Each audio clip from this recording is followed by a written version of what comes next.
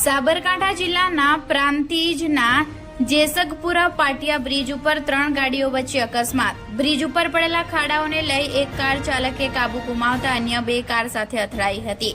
આ ત્રણેય કાર હિંમતનગરથી અમદાવાદ તરફ જઈ રહી હતી ત્યારે અકસ્માત સર્જાયો। જોકે ત્રણેય કાર ચાલક સહિત કારમાં સવાર લોકોનો અકસ્માતમાં આબાદ બચાવ થયો છે।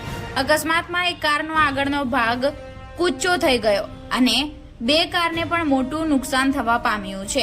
બ્રિજ ઉપર રહેલા ખાડાઓને લઈ અવારનવાર અકસ્માત સર્જાય છે। પોગલુ પાટિયા પાસે પણ આ જ રીતે બ્રિજ ઉપર ખાડાઓને લઈ એક જ દિવસમાં 11 ગાડીઓનો અકસ્માત સર્જાયો હતો। જોકે પ્રાંતિજ પોલીસ દ્વારા રોડ કોન્ટ્રાક્ટર તથા હાઈવે ઓથોરિટી સામે કેસ લખી આગળની કાયદેસરની કાર્યવાહી કરવામાં આવે તેવી લોક માંગ ઉઠી છે। Reporter Ghanshyamsinh Parmar, Gujarat crime news, Prantij.